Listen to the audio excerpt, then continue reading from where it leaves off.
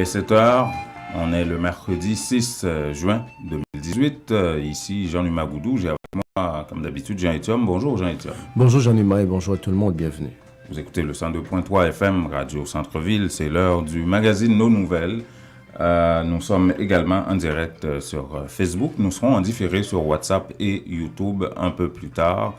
438-395-1256 pour vos commentaires éventuellement. Commentaires audio ou texte, on les reçoit tous. Alors, qu'est-ce qu'on aura dans l'actualité sur le plan local et sur le plan haïtien? D'abord, sur le plan local, on parlera d'élections. De politique, d'une façon générale. De politique dans Vieux-Saint-Michel, à Montréal. Ça a l'air que ça va se disputer entre Haïtiens là-bas. Ouais. D'abord, il y a la CAQ qui a confirmé la candidature de Jenny Gaspard, qui est une haïtienne, dans Vieux. Et le Parti libéral traîne encore la savate quant à savoir c'est qui sera candidat.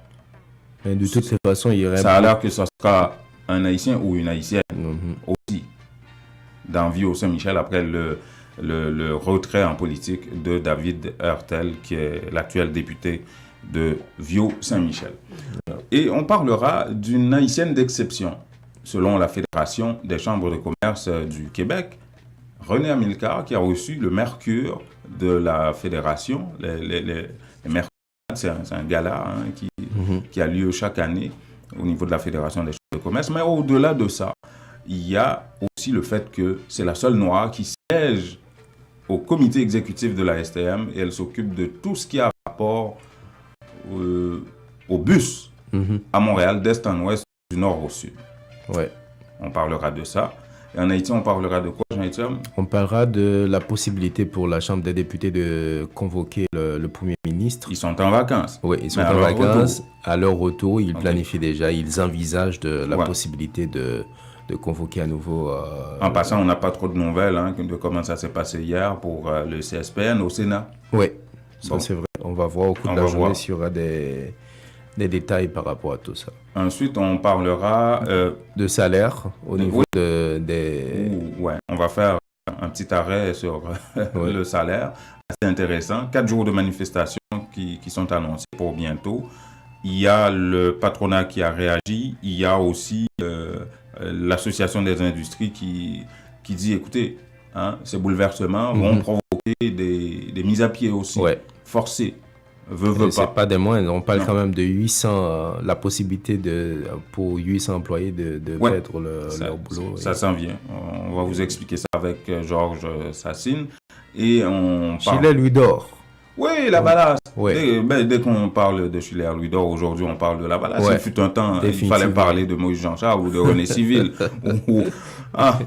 Il y en a tellement qui ont quitté, ou de Roudier Rivaux, aujourd'hui, PHTK Rouge. Il y en a tellement qui ont quitté, mais bon, lui, c'est la valasse de sang, comme il dit, le docteur Louis d'Or, et qui est en bisbille avec Moïse Jean-Charles, et aussi avec Maryse Narcisse. Aujourd'hui, on va vous expliquer comment, pourquoi, et le contour, le pourtour de tout ça.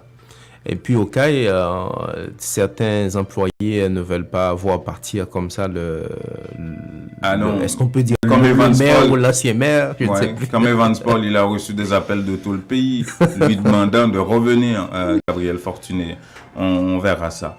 Voilà, et je crois qu'on est plutôt chargé. Un petit peu coulé que bas, mais on va voir. À tout de suite.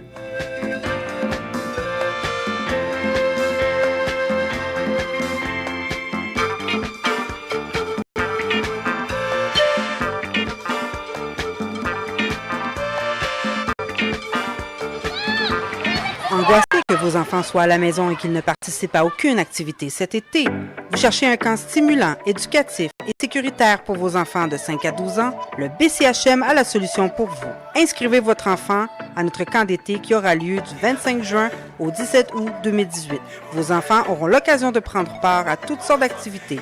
Les sciences, l'art plastique, l'art culinaire, activités sportives, sans oublier les sorties éducatives et culturelles, les pique-niques et les baignades. Pour 70 $ seulement par semaine, avec service de garde compris, de 7 h du matin jusqu'à 16 h en après-midi. Les places sont limitées. Appelez-nous dès maintenant. 514-725-9508, poste 301.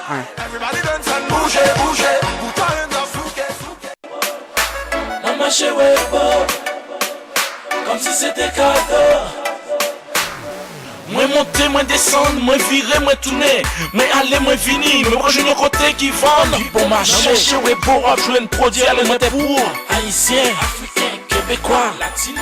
Produit cosmétique permanente, cheveux pour tresse. Non marché ouais bon, à faire transfert nourriture, et l'argent pour famille, 10 minutes pour amis. Marché ouais bon, qui ont casse-route fonctionner tous les jours. Manger à bon, manger à lourd. Les besoins pour force, manger ouais bon, mon vrai bouillon. Marché Rebo, 86 32 avenue Chaumont, Anjou. Téléphone 514 493 97 45. Les nouvelles d'Haïti, les nouvelles des Haïtiens de Montréal. InTexto vous les apporte tous les matins. En audio, en texte, en images, sur 4 plateformes. En direct et en simultané sur le 102.3 FM, Radio Centre-Ville, intexto.ca, sur Facebook et en différé sur WhatsApp. On prend rendez-vous tous les matins, du lundi au vendredi sur le 102.3 FM Radio Centre-Ville.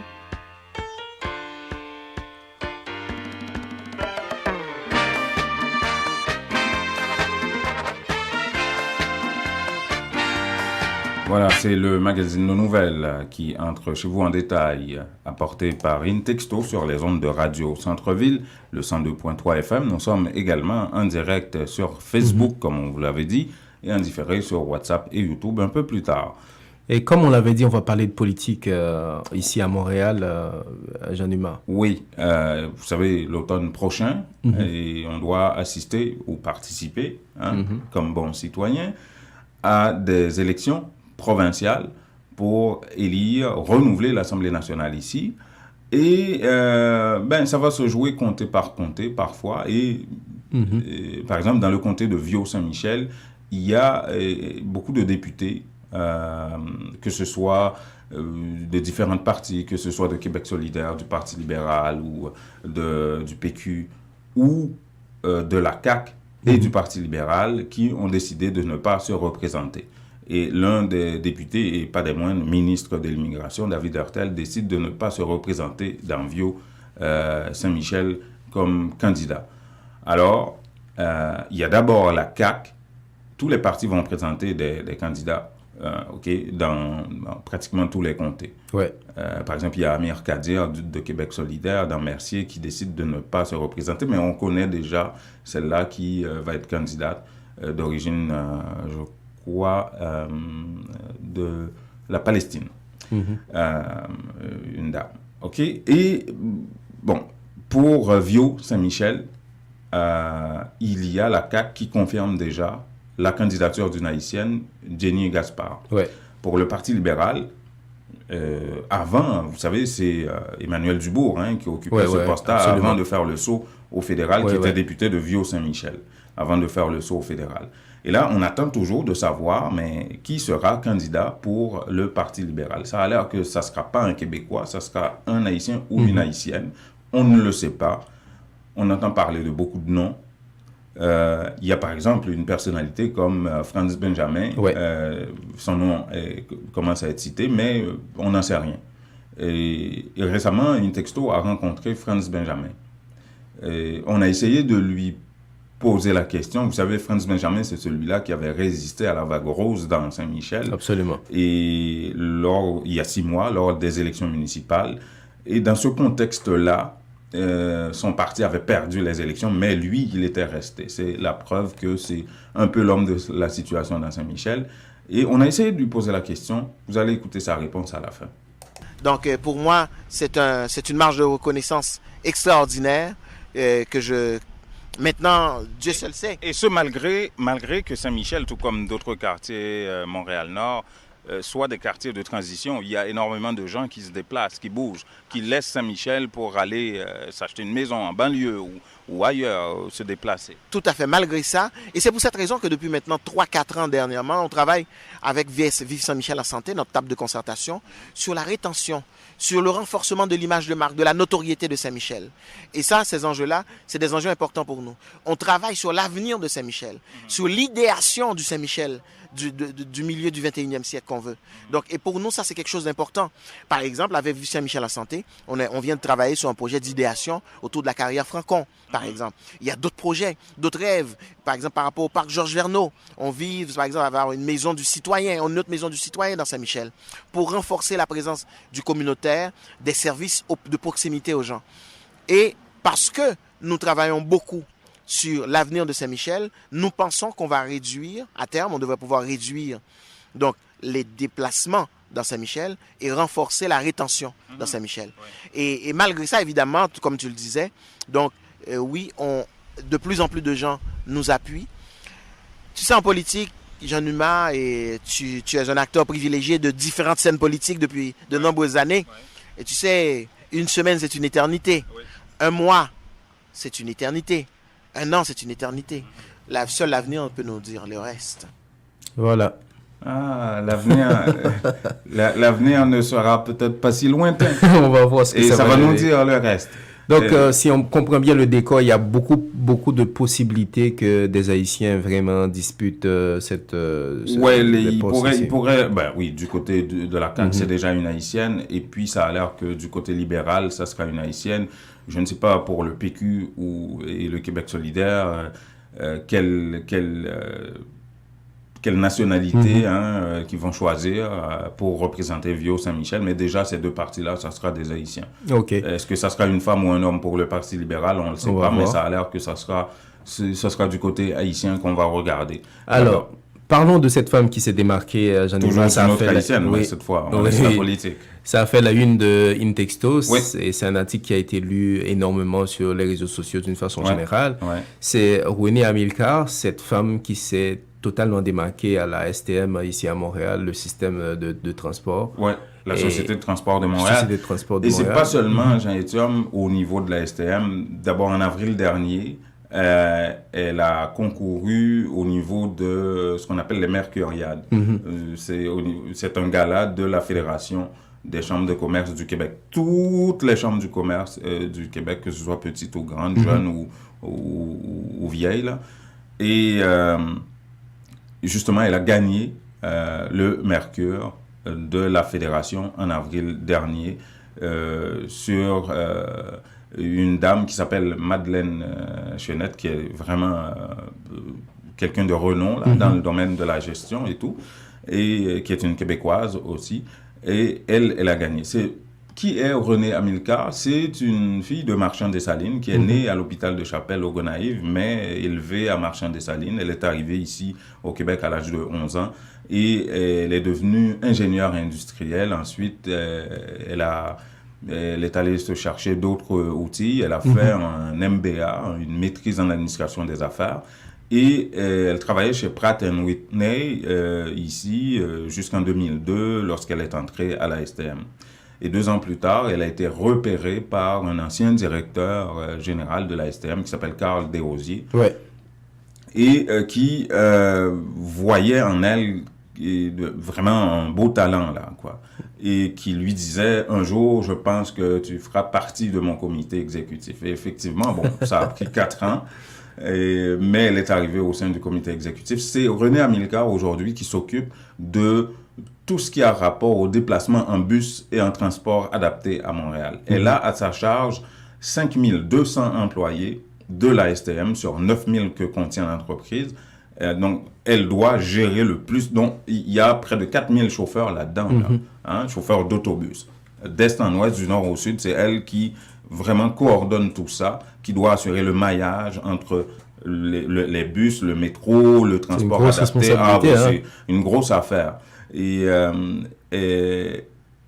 puis, on a posé la question, finalement, à Renée Amilcar de savoir, mais vous êtes une immigrante, quel conseil est-ce que vous aimeriez donner à des immigrants qui voudraient réussir, qui voudraient avancer dans leur carrière et tout ça? Qu'est-ce qu'il faudrait faire dans la société d'accueil? On va écouter Renée Amilcar. Ça prend surtout quelqu'un qui n'a pas peur d'oser. Parce que moi, en 2010, lorsque ce même directeur général-là m'avait nommée directrice à l'entretien bus, je suis quand même la première femme au Québec à occuper un tel poste. Toutes couleurs confondues.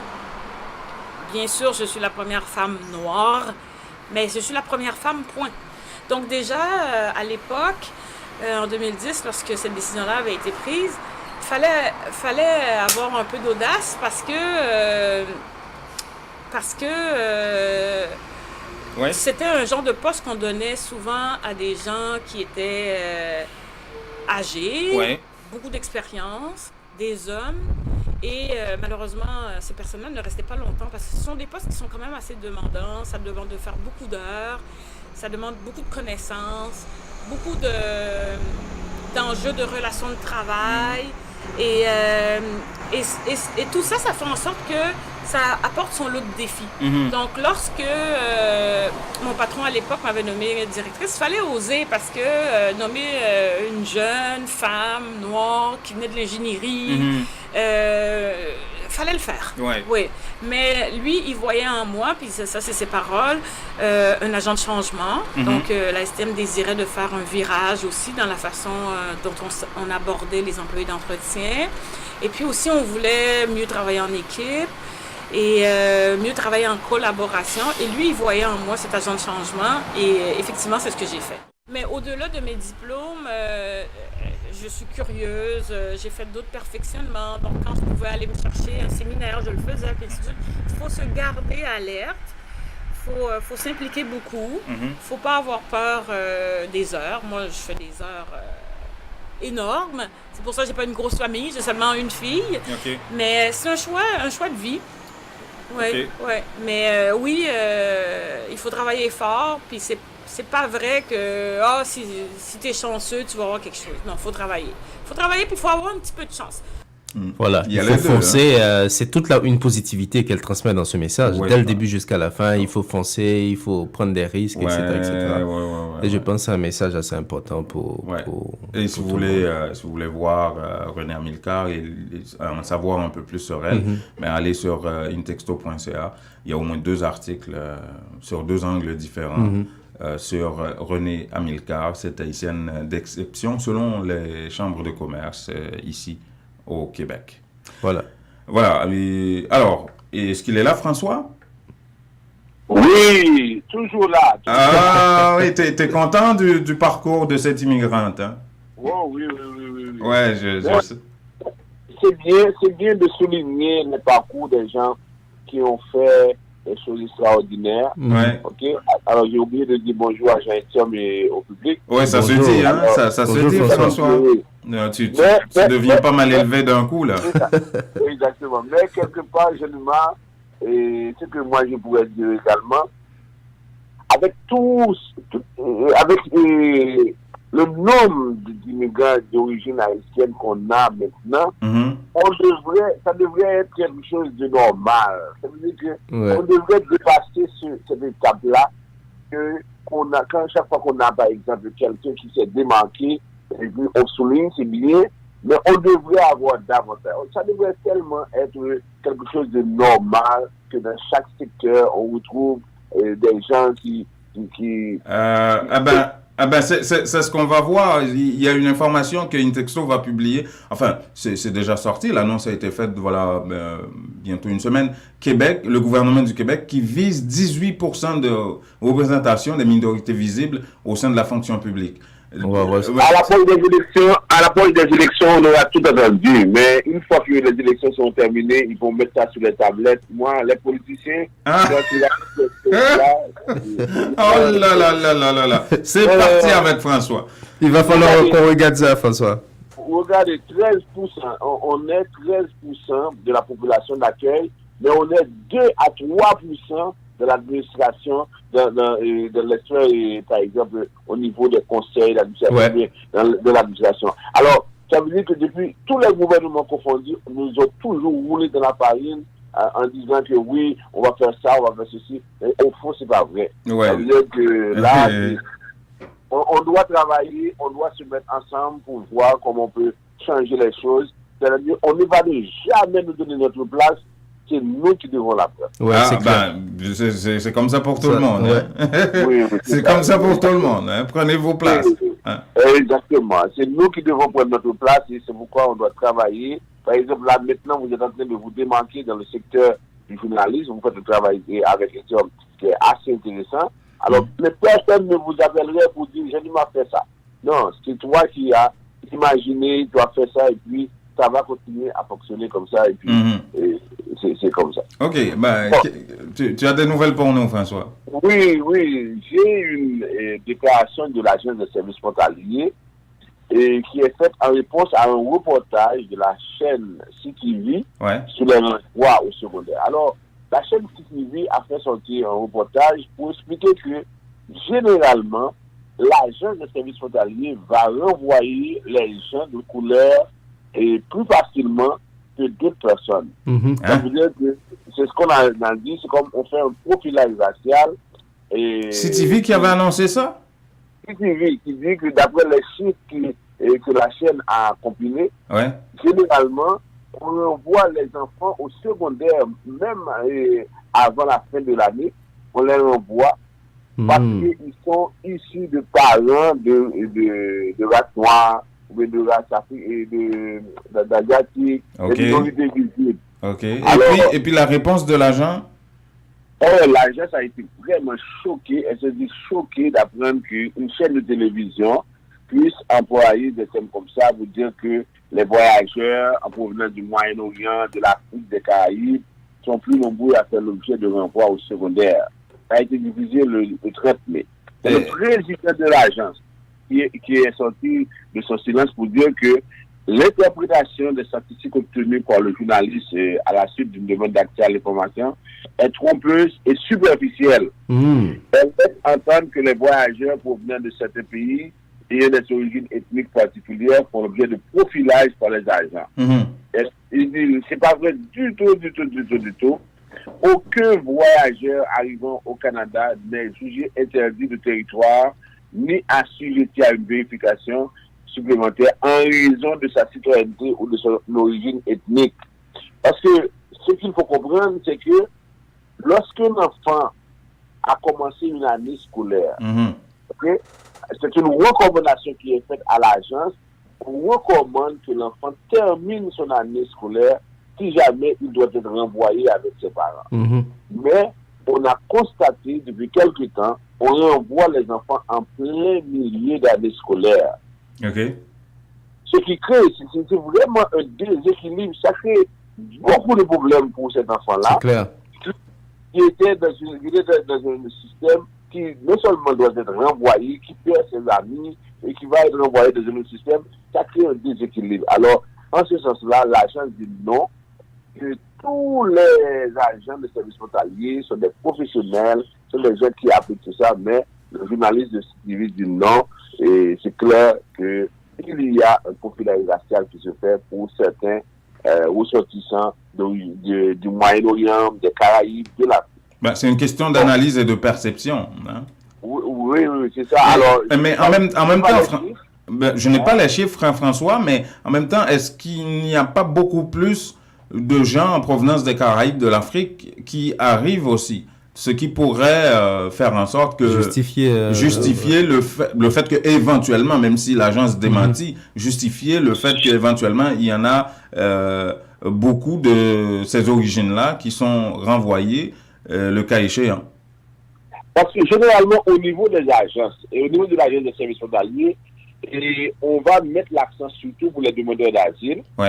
Il faut dire que les demandeurs d'asile viennent surtout de ces régions-là, comme tu as dit. Parce qu'en Europe, là sont les pays, là sont les ressortissants de pays qui vont faire les demandes d'asile, à part la Roumanie, avec les Roms, c'est tout ça. Mais généralement, on ne va pas voir un Français, un Allemand faire une demande d'asile ici. Et lorsque la demande d'asile est refusée, on transfère automatiquement le dossier à l'agence de services frontaliers. Alors, en ce sens-là, ça veut dire que oui, ça peut arriver qu'il y ait plus de renvoi dans ce cas, mais au fond, je ne pense pas que ce soit du profilage racial. Mais on trouve qu'il y a beaucoup d'Européens, beaucoup d'Américains qui sont ici au Canada, qui n'ont pas de statut parce que pour eux, le fait de n'avoir pas besoin de visa de visiteur, ça leur donne le droit de rester indéfiniment. Alors, maintenant, quand on va procéder à leur arrestation, on va les renvoyer. Parce qu'il y en a qui ont 10 ans, qui ont 15 ans, peut-être qu'ils travaillent de façon anormale, travaillent informelle. Oui. Alors, à ce moment-là, on va le dire. Moi, j'ai déjà vu un cas de Français que j'ai accompagné, et lui, on l'a renvoyé parce qu'il était ici depuis plus que 15 ans. Il n'a jamais fait de demande de prolongation, rien du tout. Ah ouais? Dans sa tête, mais oui, dans sa tête, il pouvait rester indéfiniment parce qu'il n'avait pas besoin de visa pour entrer au Canada. Oui, hein? Mais comment il a pu faire pour travailler pendant tout ce temps, François?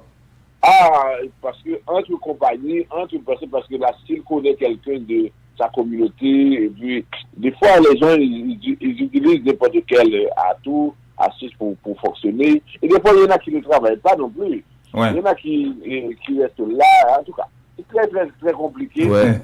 En ce sens-là, on se retrouve, comme on n'a pas les chiffres de ce journaliste-là, on ne peut pas savoir si vraiment il y a profil racial.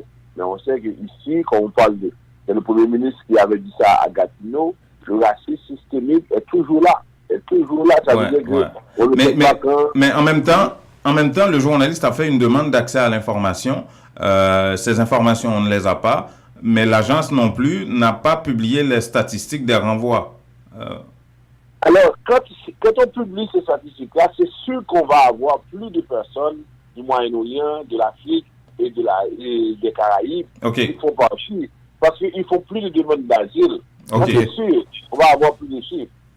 Parce que généralement, aux États-Unis... C'est proportionnel, en fait. Mais ces gens-là ne font pas de demandes d'asile. Par exemple, pour le cas du Français, on l'avait arrêté parce que quelqu'un avait composé le 911 dans un immeuble. Et lorsque les policiers sont venus, alors ils ont demandé à tout le monde leur papier.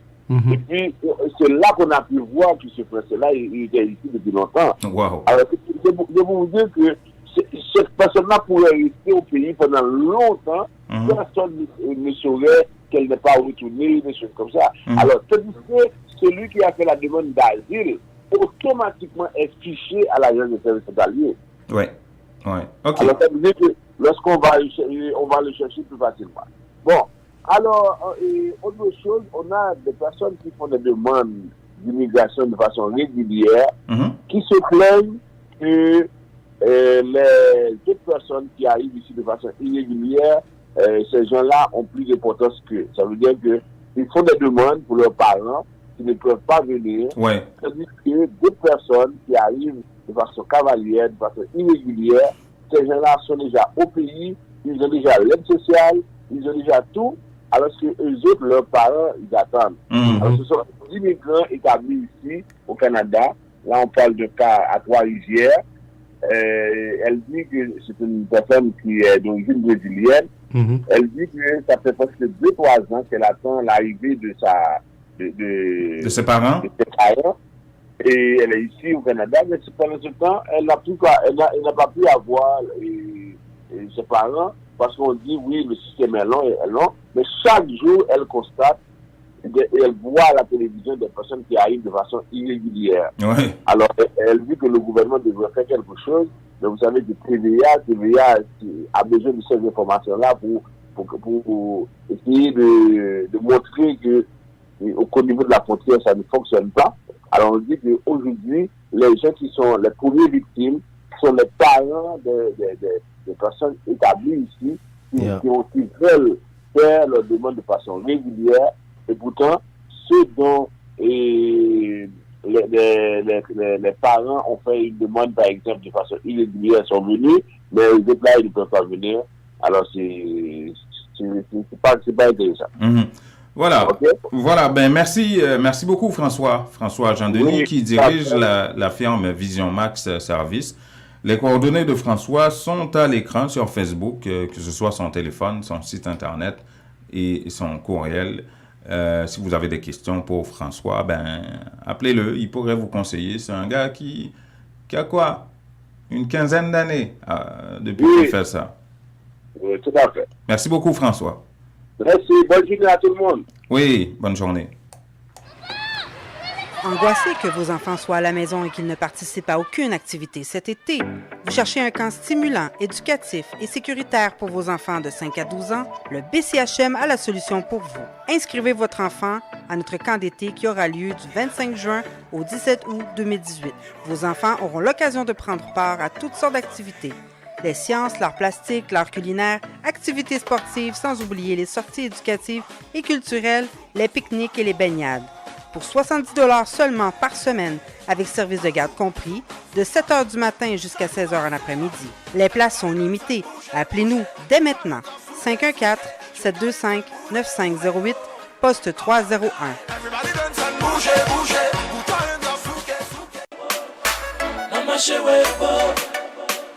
Comme si c'était cadeau. Moi monter, moi descendre, moi virer, moi tourner, moi aller, moi venir, moi proche de côté qui vendent. Bon marché, chez Webo, je un produit alimentaire pour haïtiens, africains, québécois, latinos. Produit cosmétique greffe, permanente, cheveux pour tresse. Non, marché Webo, a fait transfert, nourriture, fait l'argent pour famille, et 10 minutes pour amis. Marché Webo, qui ont casse-route, fonctionner tous les jours. Manger à bon, manger à goût. Les besoins pour force, manger Webo, mon vrai bouillon. Marché Webo, 8632 avenue Chaumont, Anjou. Téléphone 514 493 97 45.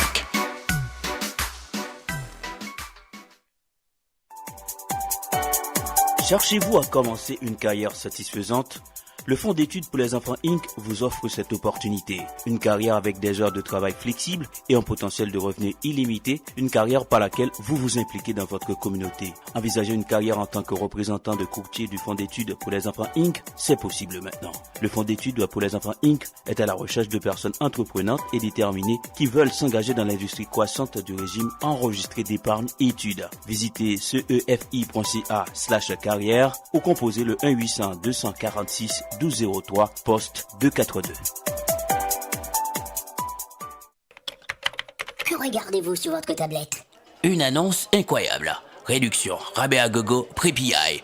Cosmétique multi-ethnique à baisse ses prix et ça ne va pas s'arrêter. Les prix les plus bas. L'entrepôt des produits de beauté, c'est aussi de nouvelles promotions comme les tresses expression liquidées à seulement 4,25 $. Cosmétique multi-ethnique, une vaste sélection de styles, de marques et de types de produits de beauté en tout temps. Si vous trouvez moins cher ailleurs, Cosmétique multi-ethnique vous rembourse le double la différence. Cosmétique multi-ethnique 42,90 et Bélanger à l'est du boulevard P9. Téléphone à 514 89 5429. J'adore Cosmétique multi-ethnique. La beauté à petit prix, ça marche. Ou al fait affaire avec une compagnie de green gauche tête bobèche pour régler dossier immigration au Canada pour te faire économie bout de chandelle ou à venir plein on prend refus parce que dossier mal préparé, formulaire t'es mal rempli ou même qui te voulait ça me t'es parlé. Tu vois, pour le même genre de dossier, Ti George WhatsApp, Fanny, Madame Joe Facebook et moi-même avions tous obtenu satisfaction pour avoir fait affaire avec Vision Max Service, cabinet spécialisé en immigration. Vous qui rêvez d'immigrer, d'étudier au Canada ou tout simplement de visiter le pays, Vision Max Service. Vous comptez demander un super visa, venir investir ou vous établir en tant que travailleur qualifié. Vision Max Service, un label de qualité. Vision Max Service, c'est le travail de professionnels qui étudie, traite, suivent votre dossier. Ils vous conseillent, vous encadrent, vous accompagnent dans toutes vos démarches pour des résultats 100% excellents. 273 Lalu Coin Ruelle Vaillant Port-au-Prince, Haïti. Téléphone 48 20 78 18 22 09 76 82. Montréal 438 876 93 98.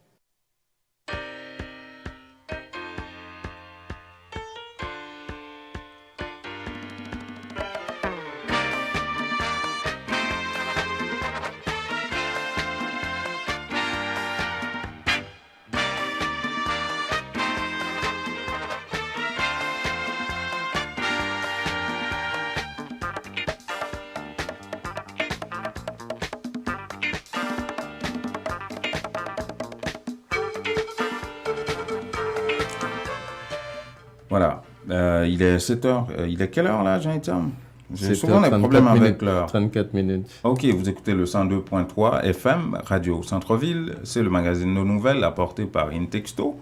Nous sommes également en direct sur Facebook et en différé sur WhatsApp 438-395-1256 et sur YouTube également un peu plus tard. Alors, en Haïti... En Haïti, on va au Parlement. Alors qu'on n'a pas de nouvelles de la convocation de... du CSPN hier au Sénat.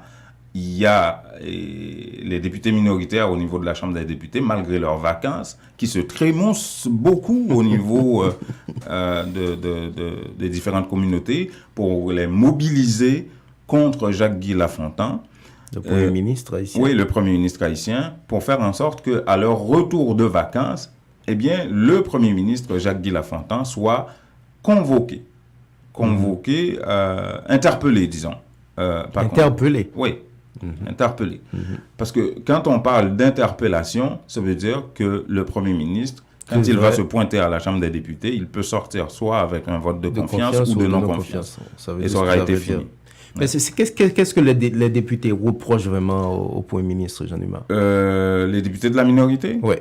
Tout ce qu'on entend, le fait qu'ils ont un terme en Haïti pour ça, qu'il n'a pas livré la marchandise. Oui, on entend souvent dire ça. Ouais, voilà. Il n'a pas atterri, comme ils disent. Mais dans le sens de livrer la marchandise, livrer tout ce qu'il avait promis dans le cadre de sa déclaration de politique générale. Écoutons Abel Descollines. L'objectif à travers série de rencontres SAYO, c'est pour nous expliquer raisons qui poussaient nous autres, des députés de la minorité, surtout les 16 signataires, nous choisir cette option pour que nous interpeller le gouvernement de Jacques-Guy Lafontaine. Mais tout pour que nous ramasser préoccupations, ramasser revendications, eu égard à ça qui pas fait bien en payant, à ça fait qui pas satisfait population. Voilà. Et en attendant, le secteur syndical... C'est un ancien du PHTK. Oui, absolument. Du centre. Oui, de Méambalais. Oui, le centre. Enfin, oui, tu as raison. Alors, en attendant la convocation, le secteur syndical annonce 4 journées de manifestations pour 4 journées de l'obéi, pour l'augmentation du salaire. Oui, ils veulent 1000 gourdes comme augmentation. Le président Jovenel Moïse avait autorisé seulement 15 gourdes, ce qu'ils appellent 3 adoquins.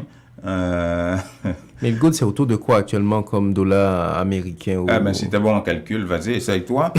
et voilà, ils veulent manifester dans les rues de la capitale, justement pour exiger ça. Non, c'est pas seulement l'argent qu'ils réclament, ils réclament également des avantages sociaux également. Nous allons écouter Dominique Saint-Éloi, qui est le porte-parole du secteur syndical pour cette manifestation. Le président Jovenel pour arrêter présidentiel, il crache dans le bol où il y a trois doquins.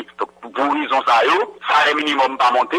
Donc nous-mêmes, nous allons prendre l'arrière pour nous continuer à demander 1000 routes comme ça le minimum. Nous allons demander un salaire stable et nous allons demander pour nous modifier le loi sur ça le minimum qui couche CSS ça, qui ont CSS mafia, magouille, tout le monde là-dedans. C'est pas il faut être coquin à jouer. Nous allons demander tout pour que l'État haïtien, à travers carrosse là, capable de changer 3 membres carrosse. Nous allons c'est personnel qui est occupé. Nous prévoit pour la rue là. Nous prenons la rue les 11, 12, 13, 14. Nous voyons solidarité, nous baillons tout ouvrier et nous parlons de réintégration, tout ouvriers qui révoquent dans le secteur sous-traitance là.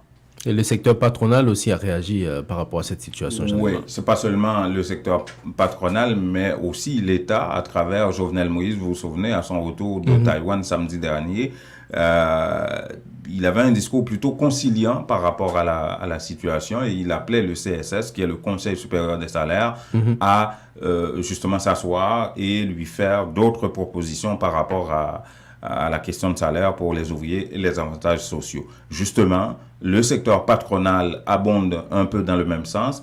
Franz Bernard Krahn, qui coordonne tout ce secteur, indique que il y a des rencontres bientôt qui vont avoir lieu. D'ailleurs, il y a eu des rencontres en avril dernier et toute l'année, ils s'entendent pour rencontrer le secteur syndical afin de discuter de tout ça, d'une augmentation de salaire, des avantages sociaux. Et en parlant d'avantages sociaux, il a dit c'est normal pour que ces gens-là aient des avantages sociaux. Il faut discuter de tout ça. Et qu'il est prêt, ou que le secteur patronal est prêt à accepter l'augmentation que le chef de l'État ou le CSS, le Conseil supérieur des salaires, va autoriser. Écoutons-le.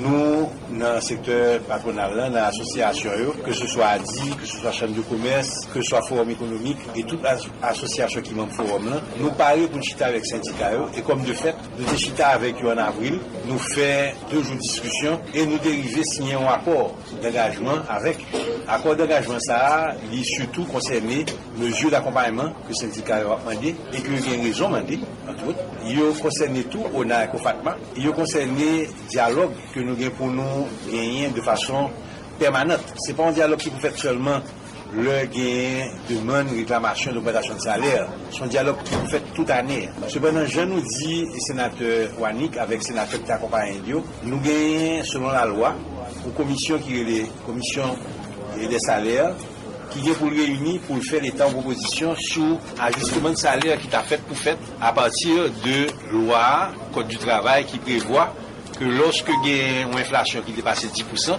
il faut que la commission des salaires propose l'État haïtien pour ajustement de salaire. Et nous-mêmes, nous parler pour nous respecter ça, l'État haïtien a décidé sous ajustement de salaire et il n'y a pas de discussion. Et nous parler tout pour nous chiter avec les syndicats et nous chiter avec eux régulièrement pour nous discuter sur mesure d'accompagnement. Et 800 personnes seraient sur le point de perdre leur boulot aussi. Ben, tout ça, c'est à cause du mouvement de protestation des ouvriers comme celui qui est annoncé pendant 4 jours bientôt. La dernière fois, ben, il y a eu des gens, des investisseurs ou des entrepreneurs qui étaient dans une usine de la Sonapi et qui ont été pris en otage justement par des manifestants. La police a dû intervenir pour libérer ces gens-là de là. Et à leur sortie, ils ont décidé de ne plus faire affaire avec Haïti, notamment une compagnie, et Georges Sassine de l'ADI, l'Association des industries d'Haïti, va le préciser. Et ces gens-là ont dit, écoutez, c'est fini. D'ici la commande que je vous avais donnée, terminez-moi ça, mais pour les prochaines commandes, oubliez ça, nous on plie bagage, ce qui va occasionner la perte de 800 emplois. C'est un coup dur quand même. À ce niveau-là. Donc 800 emplois. Écoutons Georges Sassine. Non, je parle de ça mouvement ouvrier parce que ouvrier travaillent dans des factories. C'est les gens qui sortent dehors viennent faire des ordres. Ils viennent craser barrières. Les gens qui sortent de l'extérieur pour venir à l'intérieur, c'est des ouvriers ou bien de ces citoyens? Non. Ça veut dire des acheteurs de compagnies qui relèvent Under Armour. Under Armour viennent ici, ils viennent porter commande. Ok, Wilbert a travaillé pour eux. Il y a 800 personnes qui travaillent. Exécuter commande ça. Quand il y a 5 acheteurs qui viennent, soi-disant, syndicalistes viennent fermer dans la factory, voyez, etc. Quand il y a le sorti finalement avec l'aide de la police, de retourner la caillou, il dit Wilbert, il finit, on va besoin de travailler pour moi encore, sans gagner dans mon fin juin, pas avec vous encore. Donc, il y a 800 personnes qui t'a fait travail ça, 800 personnes ça, fin juin, tout, ils vont révoquer, ils vont perdre du travail. Voilà, il a bien précisé et c'est pas une bonne nouvelle quand même pour l'économie d'une façon générale. Non, c'est pas toujours une bonne chose quand il y a des mouvements de protestation comme ça, des bouleversements politiques ou sociaux. C'est jamais bon pour l'économie, donc c'est pas bon pour la politique, c'est pas bon pour personne. En fait, 800 personnes qui vont perdre leur emploi, même si ces gens-là réclamaient une augmentation de salaire, mais en attendant, il y avait un salaire qui rentrait quand même. Maintenant, ça rentrera plus. En raison de tout ça. Il faut savoir comment, d'un côté comme de l'autre, sur le plan politique ou sur le plan syndical, sur le plan des ouvriers, comment et quand mettre de l'eau dans son vin. Et puis, parlant de bouleversement, apparemment, il y a du bouleversement entre Schiller et Louis d'Or et Lavalas, Famille Lavalas. Écoutez, Famille Lavalas n'est pas exempte de bouleversements, des divisions, des bisbilles qui ont cours au sein de plusieurs partis politiques, au sein de la plateforme Petite Dessalines, au sein de Fusion récemment. Enfin, ça brasse beaucoup. Et là, actuellement, il y a une petite guéguerre entre Schiller Louis d'Or et la coordonnatrice de Famille Lavalas, Maryse Narcisse, ancienne candidate à la présidence. Maryse Narcisse a fait sortir une note interne au sein du parti pour demander à quiconque de ne signer aucun document au nom du parti. Or, Schiller Louis d'Or représente le parti au sein de cette consortium qu'on essaie de développer contre Jovenel Moïse. Dans l'opposition. Dans l'opposition et tout ça. Et donc, Schiller Louis d'Or ne le prend pas. Écoutez sa réponse. Je m'en fous de la note, pour 2 raisons. Nous connaissons sa principe organisation. Et d'ailleurs, je vais dire ça à Radio Fiskéa. pour pas jamais gagner chez vous des bagages que des décisions que nous prenons rien pour partir. Ça veut dire que son notre qui pas c'est possible si on l'autre mot d'ordre ou bien l'autre bagaille, il y a dit. Mais nous ça audience c'est là dans le noyau. Ça veut dire que notre ça c'est une note que je m'en fous de cette note moi. Que Marie Nassis nous doit explication dans la radio sur ça la bio. Que vous pensez que c'est Marie Nassis qui dit ça? Oui, c'est Marie Nassis qui dit, c'est des princes coordonnateurs. Parce que je viens d'explication, moi-même, je m'a respecté le principe partia, m'a parlé. D'ailleurs, il n'y a pas jamais initié rien pour partia. Nous toujours été dans l'île partia. Il n'y a pas de mot d'ordre pour me goumer contre Jovenel. Et c'est mot d'ordre partia, m'a goumer contre Jovenel. On la valasse catapulte, son avance de 100 000. M'a goumé contre système ça, système des SOCR. M'a goumé pour les valeurs que la valasse a donné d'elle. Et contre les valeurs d'exclusion, de corruption et tout ça qui pas bon dans la société, mais c'est dans ça bien. Et je connais ça chaque la main des bourses, chaque la main des bourses. Et là, si le bagage lui-même l'avenir, les radios pour le dire, et le ça pour pas là. Alors, on s'excuse pour la qualité du son, la le message n'est pas très bonne. Et c'est pour ça peut-être qu'on ne va pas écouter le prochain concernant Moïse Jean-Charles. Ce qu'il a dit, c'est que Schiller Louis d'Or, à propos de Moïse Jean-Charles, que c'était pas fair play de donner un ultimatum à ses collègues de l'opposition. Et il invite Moïse Jean-Charles à se calmer, à mettre un petit peu d'eau dans son vin et à aborder les questions d'une autre manière, parce que les ultimatums, c'est pas ça. Les ultimatums, c'est pas ça qui va fonctionner. Au cas, il semble que certains employés de la mairie ne veulent pas voir partir leur maire comme ça, Jean-Hubert. Comme on voulait pas voir partir Evans Paul au sein du comité des États généraux, tout le pays appelait Evans Paul à revenir. Apparemment, c'est ce qui se passe au CAI aussi avec Gabriel Fortuné, et qui a démissionné le week-end dernier. Et depuis lundi, une grève au niveau des employés de la mairie de CAI qui appelle Gabriel Fortuné à revenir en lui disant, écoutez, il y a des gens qui ont voté pour vous, vous ne pouvez pas plier bagage et mettre la clé sous la porte comme ça. C'est un manque de respect pour ceux qui ont voté pour vous. Écoutons Dominique Espérant. Nous réunis pour nous dire catégoriquement, nous-mêmes, nous pas pour démission, nous pas d'accord et nous opposer complètement à la démission du conseil municipal. Son conseil municipal qui est élu avec à peu près 11 000 votes, 10 900 voix. Maintenant, si il y a 500, on t'a dit si il y a 1000 personnes dans la population qui t'a dit que vous pas voulu que le conseil s'arrête, moi-même, t'as aimé poser au conseil municipal la question pour demander qui ça l'a fait avec les 10 000 personnes qui t'ont voté. De deux, conseil municipal là, et magistrat personnellement, il était prêté seulement pour le faire respecter droit avec bien que la population a possédé. Maintenant, là, il y a 10 000 personnes qui t'ont investi, qui investi bien, qui investi famille, qui prend responsabilité, qui choisit un conseil pour diriger destiné en ville, ou pas qu'à lever un bon matin pour dire qu'on remet démission. Ce n'est pas possible. Nous-mêmes, nous disons pas d'accord. Cherchez-vous à commencer une carrière satisfaisante? Le Fonds d'études pour les enfants Inc. vous offre cette opportunité. Une carrière avec des heures de travail flexibles et un potentiel de revenus illimité. Une carrière par laquelle vous vous impliquez dans votre communauté. Envisager une carrière en tant que représentant de courtier du Fonds d'études pour les enfants Inc. C'est possible maintenant. Le Fonds d'études pour les enfants Inc. est à la recherche de personnes entreprenantes et déterminées qui veulent s'engager dans l'industrie croissante du régime enregistré d'épargne et études. Visitez cefi.ca/carrière ou composez le 1-800-246 1203 poste 242. Que regardez-vous sur votre tablette? Une annonce incroyable. Réduction, rabais à gogo, prix PI. Cosmética multi-ethnique baisse ses prix et ça ne va pas s'arrêter. Les prix les plus bas. L'entrepôt des produits de beauté cite aussi de nouvelles promotions comme les tresses expression liquidées à seulement 4,25 $. Cosmética multi-ethnique, une vaste sélection de styles, de marques et de types de produits de beauté en tout temps. Si vous trouvez moins cher ailleurs, Cosmética multi-ethnique vous rembourse le double la différence. Cosmética multi-ethnique 42,90 Bélanger à l'est du boulevard P9. Téléphone 514 89 5429. J'adore Cosmétique multi-ethnique. La beauté à petit prix, ça marche.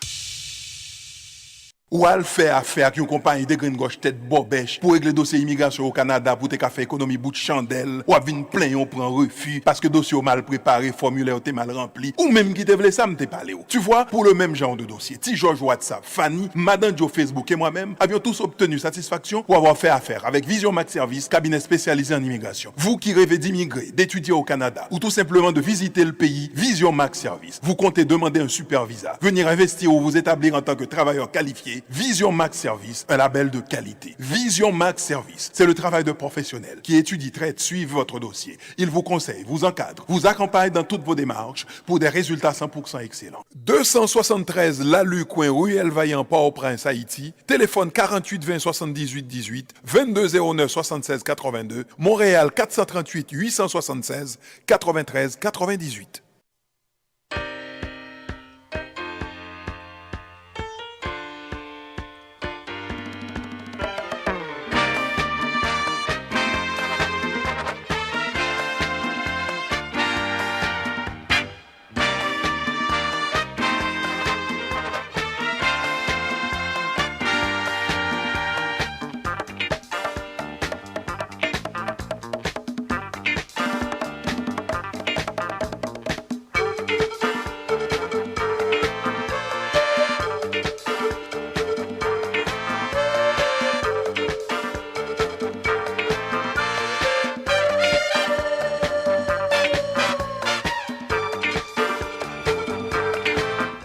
Voilà, il est 7h51 minutes. Ah, cette fois, j'ai l'heure. Hein. Ouais. Vous écoutez le 102.3 FM à Radio Centre-Ville. Vous nous écoutez et nous regardez également sur Facebook. Nous serons en différé sur WhatsApp et YouTube. 438-395-1256 pour vos commentaires. Et bon, on est à l'espace commentaires, mais surtout, on va surtout mentionner une information qu'on n'a pas développée un peu, et analyser ça. Haïti, OEA, Venezuela, ce triangle, enfin, ce quadrilatère avec les États-Unis aussi, là-dedans. Waouh! Les États-Unis qui veulent vraiment sanctionner le Venezuela et le mettre dehors de l'organisation hémisphérique. Et il y a le Venezuela qui, depuis 2006, justement, vient en aide à Haïti, et pas de n'importe quelle façon, en lui permettant d'avoir des prix préférentiels sur le pétrole aujourd'hui, malgré des augmentations du pétrole au niveau international. Malgré tout, Haïti bénéficie quand même d'un prix préférentiel. Ça aurait pu coûter à Haïti beaucoup plus cher. Yeah. Or, ça prenait un vote d'Haïti pour mettre l'OEA dehors, pratiquement. Le vote a eu lieu hier à Washington, à l'Assemblée générale des Nations Unies. Il y a 9 pays qui ont voté pour cette résolution-là, pilotée par les États-Unis. Et il y en a 4 qui ont voté contre, carrément, qui ont pris position, carrément. Il y a 11 pays de la CARICOM, dont Haïti, qui se sont abstenus. Alors, pourquoi cette abstention? Pourquoi Haïti, qui a toujours été aux côtés du Venezuela, historiquement, vous vous souvenez, avec Miranda, qui était allé à Jacmel pour demander de l'aide aux Haïtiens, et des milliers d'Haïtiens ont aidé le Venezuela à prendre son indépendance à cette époque-là, sous le règne de Pétion. Alexandre Pétion, vous vous souvenez, j'espère, hein, un peu d'histoire. J'espère que j'ai bien fait ça, je ne suis pas historien, mais c'est un peu ça l'histoire. Et c'est dans ce cadre-là que le Venezuela, sous Hugo Chavez, avant sa mort, avait décidé justement d'intégrer Haïti dans son programme pétro-caribé qui visait l'Amérique latine. D'ailleurs, on a des dettes envers le Venezuela par rapport à ça. Le pétro-caribé qui fait parler d'elle. Tout comme, en prenant cette décision, le Venezuela disait c'est parce qu'il a des dettes historiques envers Haïti aussi. Justement. Bon, maintenant, les États-Unis faisaient pression sur Port-au-Prince pour voter contre le Venezuela. Port-au-Prince ne voulait pas agresser le Venezuela, et c'est pour ça qu'on considère que dans le milieu diplomatique, en langage diplomatique, on parle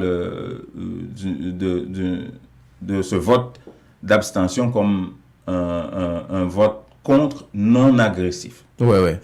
Et ça, je le comprends. Ouais. Je ne pense pas que la situation d'Haïti, dans cette situation, par rapport à ce vote, est assez délicat dans le sens où, d'une part, Haïti, quand même, que l'on veuille ou non, a des intérêts à gérer avec les Américains. On sait aussi comment les Américains sont très, entre guillemets, très influents, très imposants au niveau de la politique en Haïti.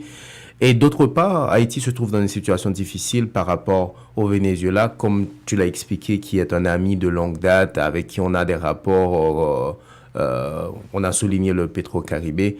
Haïti se trouvait vraiment dans une situation difficile pour voter contre le Venezuela, en même temps pour garder ses rapports, relations avec les États-Unis. Mais il est important aussi qu'on arrive à cerner la position, je ne dirais pas la position, mais la politique même étrangère ou internationale d'Haïti, dans certains domaines, dans certains points, reste très floue. Comme on a eu la semaine dernière la visite de monsieur le président de la République à Taïwan pour signer un protocole. De ce côté-là, c'est pas flou du tout. Jovenel Moïse a non seulement parlé de ça, a pris position en faveur de Taïwan. Je parle de flou dans le sens où on ne sait pas, par exemple, le contenu de cet accord. Et beaucoup de monde se pose beaucoup de questions par rapport à ce qui est l'avantage que Haïti est parti aller chercher avec le Taïwan par rapport à la Chine et qu'est-ce que la Chine pourrait donner. On l'ignore totalement. On sait que, par exemple, Haïti a toute une histoire de collaboration avec le Taïwan, mais on ignore totalement celle de ce côté-là. Je parle du flou. Oui, ça c'est au niveau de l'accord, mais maintenant au niveau de la prise de position par rapport à deux États qui se disputent une question d'indépendance. Je parle de la Chine populaire et la Chine Taïwan. Et au niveau de l'ONU, justement, Jovenel Moïse appuie Taïwan. Et sans détour, sans embâche, là. Ça c'est clair, il n'y a pas de flou là-dedans. Or, par rapport au Venezuela, justement, ce sont les États-Unis qui sont impliqués et pas la Chine populaire.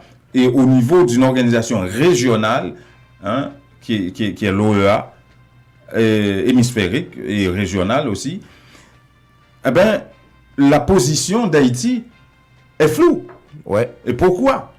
Pourquoi c'est flou de ce côté-là et c'est très clair par rapport à la Chine populaire? Ça va finir à l'heure, il est 57 déjà, c'est dommage, on n'a plus de temps. C'est ce que en tout cas, Jovenel Moïse sera à la paire retrouvé vendredi prochain, avec son ministre des Affaires étrangères. Ça sera l'occasion pour vous d'aller poser la question au président, à votre président. On va voir.